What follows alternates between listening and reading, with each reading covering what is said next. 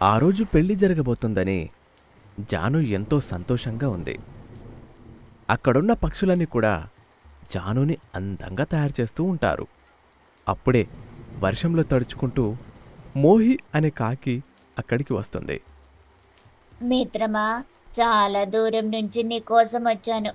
ఇంతకీ పెళ్లి కొడుకెక్కడా? పక్క గదిలో ఉన్నాడు. వెళ్ళి పలకరించిరా. ఓ, ఇప్పుడే వెళ్ళి పలకరించొస్తాను అని చెప్పి పక్క గదిలోకి వెళ్తుంది. జున్ను చూసి ఆశ్చర్యపోతుంది. జున్ను ఎవరో కాదు, మోహి భర్త. జున్ను మోహిని చూసి, ఏంటి నన్ను చూసి కంగారు పడుతున్నావా? నేనెందుకు కంగారు పడతాను? ఇప్పుడు నేను వెళ్ళి నిజం చెప్తే ఇక్కడున్న వాళ్ళందరూ నిన్ను కొట్టి నిన్ను కంగారు పడేలాగా చేస్తారు. నువ్వసలు బయటికి వెళ్తే కదా అంటూ మోహిని అక్కడే బంధించేస్తాడు. ఎందుకు నీకు పెళ్ళవ్వలేదని చెప్పి ఆమె జీవితాన్ని నాశనం చెయ్యాలని అనుకుంటున్నావు? నీ భార్యని నేనున్నాను కదా, నీకేం తక్కువ చేశాను? నువ్వు నల్లగా ఉన్నావు, అందంగా కూడా లేవు. కేవలం నీ దగ్గర ఉన్న డబ్బు కోసం మాత్రమే నేను నిన్ను పెళ్లి చేసుకోను. కానీ ఆ డబ్బు కూడా ఇప్పుడు నీ దగ్గర లేదు. జాను అందంగా ఉంది, తన దగ్గర చాలా డబ్బుంది. అందుకే ఆమెను పెళ్లి చేసుకోవాలని అనుకుంటున్నాను. దయచేసి పెళ్లిని అడ్డుకోకు అని చెప్పి బయటకు వచ్చి ఆ గదికి తాళం వేస్తాడు. దాన్నంతా చాటుగా చూస్తున్న ఓటు చాలా కంగారు పడుతూ తన మనసులో, ఎలా అయినా ఈ పెళ్లిని ఆపేయాలి, లేదంటే జాను మోహి జీవితం నాశనమైపోతుంది. ఏ విధంగా ఈ పెళ్లి ఆపాలో అర్థం కావడం లేదు అని అనుకుంటూ ఉంటాడు. ఇంతలో బుజ్జి అనే పావురం అక్కడికి వచ్చి ఏడుస్తూ ఉంటుంది. దానిని చూసిన ఓటు, ఎవరు నువ్వు? ఎందుకేడుస్తున్నావు? నేను జానుని ఎంతగానో ప్రేమించాను. నేను దానికి ఆ విషయం చెప్పాలని అనుకున్నాను. కాని ఇంతలో తన పెళ్లి జరిగిపోయింది. తనని ఎంత ఇష్టపడ్డానో నాకు మాత్రమే తెలుసు. ఆ మాట వినగానే ఓటు చాలా సంతోషపడుతూ, ఏంటి, నువ్వు చెప్పింది నిజమేనా? నువ్వు నిజంగా జానుని ఇష్టపడుతున్నావా? అప్పుడు బుజ్జి, అవును, నేను నిజంగానే ఇష్టపడుతున్నాను అని చెప్పడంతో ఓటు జరిగిన విషయమంతా చెప్పి ఆ తాళం వేసిన గదిని తెరవాలని అంటాడు. ఇక ఇద్దరూ కలిసి ఆ తాళం వేసిన గది తాళం పగలగొట్టి మోహికాకిని బయటకు విడిపిస్తారు. సరిగ్గా తాళి కట్టే సమయానికి మోహిని అక్కడికి తీసుకొచ్చి ఆపండి అని అంటుంది. అక్కడున్న వాళ్ళందరూ ఆశ్చర్యపోయి చూస్తూ ఉంటారు. ఏంటి, సినిమాలో జరిగే ప్రతి పెళ్లిలాగా నువ్వు కూడా ఇక్కడికొచ్చి ఆపండి అని అంటున్నావు? ఏమైనా ఫ్లాష్ బ్యాక్ ఉందా ఏంటి? అవును, చిన్న చితక ఫ్లాష్ బ్యాక్ కాదు, చాలా పెద్ద ఫ్లాష్ బ్యాకే ఉంది. అతను ఎవరో కాదు, నా భర్త. డబ్బు కోసం నన్ను ప్రేమించానని నమ్మించి డబ్బు లేని కారణంగా నన్ను వదిలేసి ఇప్పుడు జానుని పెళ్లి చేసుకుంటున్నాడు అని చెబుతుంది. అక్కడ ఉన్న వాళ్ళందరూ ఆశ్చర్యపోతారు. ఇంతలోనే జున్ను జాను మెడలో తాళి కట్టేస్తాడు. జాను ఏడుస్తూ, అయిపోయింది, నా జీవితం అంతా అయిపోయింది. దాన్ని చూసి బుజ్జి కూడా ఆశ్చర్యపోతాడు. ఇప్పుడు మనిద్దరికి పెళ్లి జరిగిపోయింది. అందరి సమక్షంలో పెళ్లి జరిగిపోయింది. మన పెళ్లిని ఎవరు కూడా నిరాకరించలేరు అని అంటాడు. అప్పుడు ఓటు, మేము నిరాకరిస్తాము. ఎందుకంటే జరిగిందొక బొమ్మల పెళ్లి.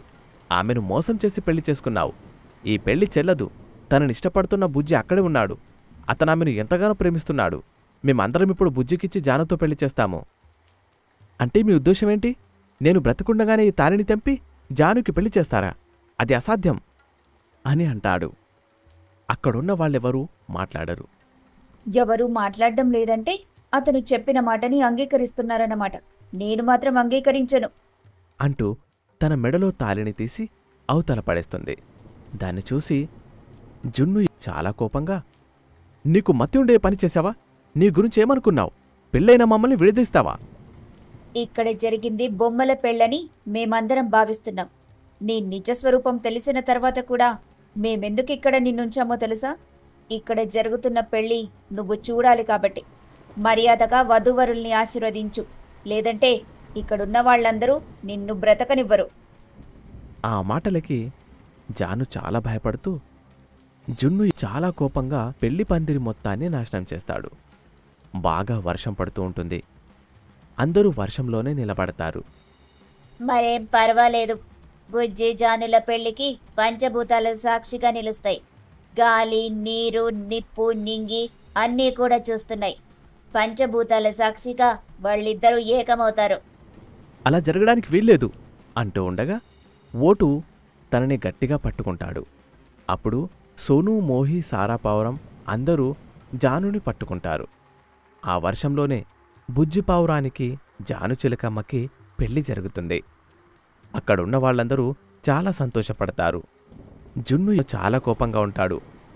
అందరూ కూడా అతన్ని తిట్టి అక్కడి నుండి పంపిస్తారు. జున్ను వెళ్తూ ఎంతో కోపంగా, మోహి, నేను తిరిగి మళ్ళీ నీ దగ్గరకొస్తానని అస్సలనుకోకు. నువ్వు చేసిన పనికి ఇక ఎప్పటికీ నా జీవితంలో నీ ముఖాన్ని చూడను.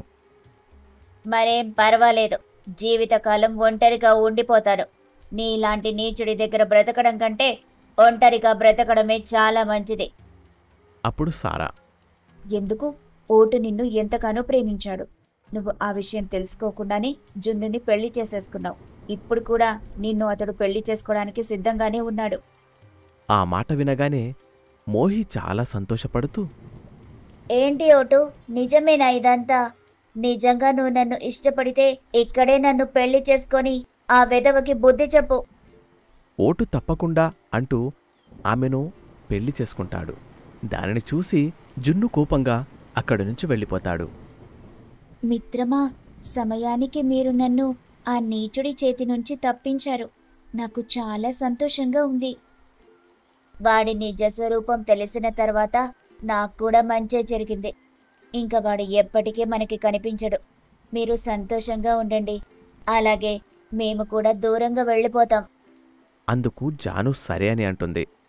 ఇక అదే వర్షంలో బుజ్జి, జాను వెళ్ళిపోతారు.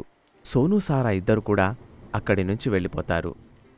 మోహి, ఓటు ఇద్దరు కూడా అదే వర్షంలో తిరిగి వాళ్ల స్థానానికి వెళ్ళిపోతారు. అలా జాను పెళ్లి అనుకోకుండా బుజ్జితో జరుగుతుంది. మోహికి కూడా నీచుల నుంచి విముక్తి కలిగి మంచి వ్యక్తితో రెండో పెళ్లి జరుగుతుంది. వాళ్ళు వాళ్ళ కుటుంబాలతో చాలా సంతోషంగా ఉంటారు.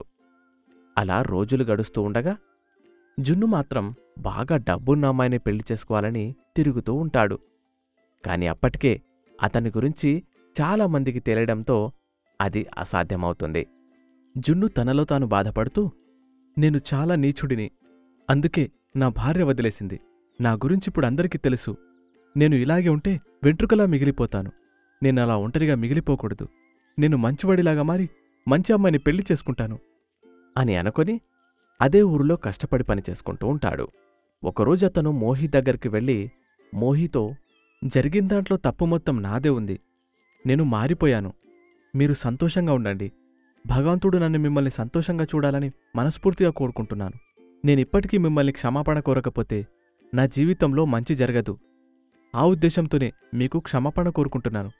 మీరు నన్ను క్షమిస్తారు కదా? నీ తప్పు నువ్వు తెలుసుకున్నావు కాబట్టి నీకు క్షమాపణ ఖచ్చితంగా దొరుకుతుంది. ఎప్పటికైనా నీ మనసులో మార్పు వచ్చింది కాబట్టి నీకంతా మంచి జరుగుతుందని ఖచ్చితంగా నేను మనస్ఫూర్తిగా కోరుకుంటున్నాను. ఆ మాటలకు తను సరే అని చెప్పి అక్కడ్నుంచి వెళ్తూ వెళ్తూ జాను దగ్గరికి వెళ్తానని చెప్పి వెళ్ళిపోతాడు. అతను సరాసరి జాను దగ్గరికి వెళ్తాడు. జానుతో, జాను, జరిగిందాంట్లో తప్పంతా నాదే ఉంది. ఇప్పుడు నేను నా తప్పుని తెలుసుకున్నాను. అందుకే క్షమాపణ చెప్పడానికి వచ్చాను. నేను మోహికి కూడా క్షమాపణ చెప్పి వాళ్ళ దగ్గర క్షమాపణ కోరి ఇక్కడికి వచ్చాను. మీరు నన్ను క్షమించారు అని ఒక మాట చెప్తే ఇక నేను జీవితంలో ఏమైపోయినా ఎలాంటి సమస్య ఉండదు. మీ మాట కోసం నేను ఎదురుచూస్తున్నాను. ఆ మాటకి జాను, మీరిలా మాట్లాడుతున్నందుకు చాలా సంతోషంగా ఉంది. మీ తప్పుని మీరు తెలుసుకున్నారు కాబట్టి మీకు మంచి జీవితం దేవుడు ప్రసాదిస్తాడని నేను మనస్ఫూర్తిగా కోరుకుంటున్నాను. అందుకు పక్కనే ఉన్న బుజ్జి కూడా, నీకు మంచి జీవితం, మంచి భార్య వస్తుంది. నీ జీవితం కూడా సంతోషకరంగా మారుతుంది అని చెప్పడంతో అతను చాలా సంతోషపడుతూ అక్కడ్నుంచి బయటకు వస్తాడు. కొన్ని రోజులు గడిచిన తర్వాత సోనుతో అతనికి పరిచయం ఏర్పడుతుంది. అతని యొక్క ప్రవర్తన సోనుకు నచ్చడంతో సోను అతన్ని వివాహం చేసుకుంటుంది. వివాహానికి అందరూ కూడా వస్తారు. ఆ రోజు కూడా చాలా పెద్ద వర్షం పడుతుంది. వర్షంలోనే కొత్త జంట పెళ్లి చేసుకుని సంతోషంగా ఉంటారు. అక్కడికి వచ్చిన జంటలన్నీ కూడా వాళ్ళని ఆశీర్వదిస్తారు. వాళ్ళు కూడా సంతోషంగా వాళ్ళ ఆశీర్వాదాలను పొంది కొత్త జీవితాన్ని మొదలు పెడతారు. ఇలాంటి మంచి వీడియోల కోసం మా ఛానల్ని సబ్స్క్రైబ్ చేసుకోండి, లైక్ చేయండి, షేర్ చేయండి.